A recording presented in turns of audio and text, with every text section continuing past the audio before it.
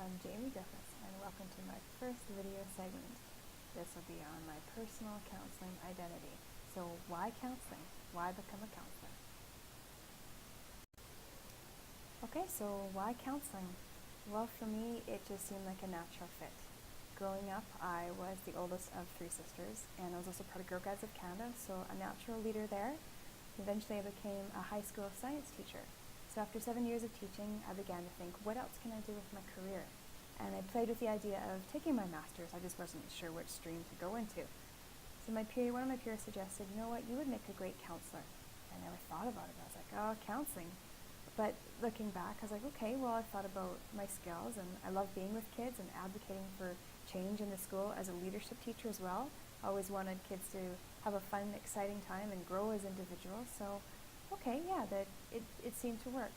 Also, what directed me in the area of counseling was my dog. We did some therapy work with some elderly residents in Kamloops, and the people that I worked with just thought, you know what, you'd make a great counselor. So that led me down that path.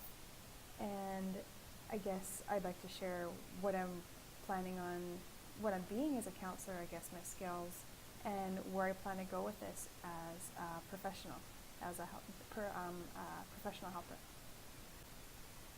So part of my skills of being a counselor is, actually they overlap with being a really good teacher, I think, is be an active listener, have empathy and compassion, and being aware of students' struggles. I am beginning to remember what it's like to be a teenager through our student interview that we did. We got to reflect on that.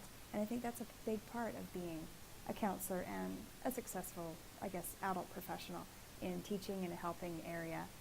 And you just want to relate to the kids, but you also want to, I guess, to challenge them, push their boundaries. You know, how can they be a better person, and to help them become, I guess, young individuals, to help them become professionals or successful in life in whatever they do, and help them to teach them to be responsible, and also other skills they might use when they leave high school.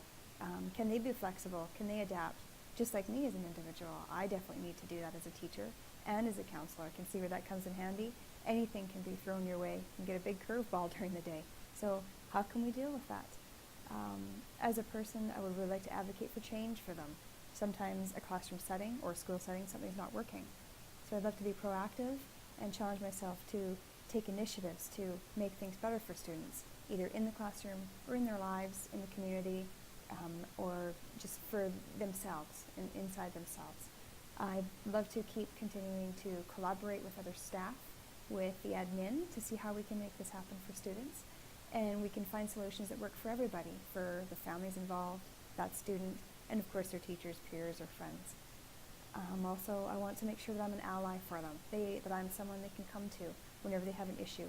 I'd love to believe that I can embrace diversity, so for any type of student, be it a First Nation student, a boy or girl, any issue they're having. I believe I'm an ally for anybody. I'm hoping that I'd be comfortable with anyone who came to my door asking for help. So as I continue to develop my counseling identity, I always think back to the section from the Davis text about that all students want to succeed. I would love to be an avenue for that success. I'm still challenging myself on that phrase, and that all students really do want to succeed, but I also believe that yes, students are doing the best they can in that moment. So I would love to be the person to help them on their way to that success, to help them find avenues to get there. I would love to help them embrace, physical well-being, emotional well-being, and help them out however I can. I think they really inherently want to achieve a greater good, whether that be just to get through the day or to actually, succeed, get through high school and move on to something better.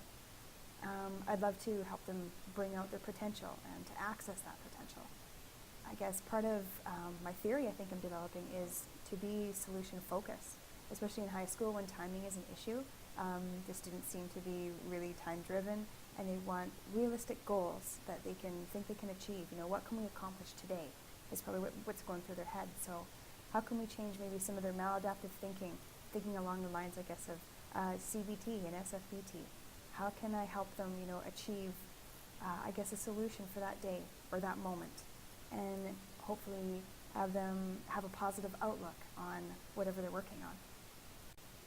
Something that I know I'm going to continuously work on is be confident in who I am, what I do, what I believe in, and be genuine. I know that Travis and Karen from the panel mentioned these things as practicing counselors, so I'm really going to take that advice to heart. And also that I may not be the expert in everything, so to use my peers and resources to access help when I need it, and recognize that, yeah, I'm not an expert in everything. I would just like to end with that a quote from Rosalind Wiseman, the TED Talks, that kids are the future, we are their here and now, and I truly believe that I'm here to help them succeed and to be the best that they can be.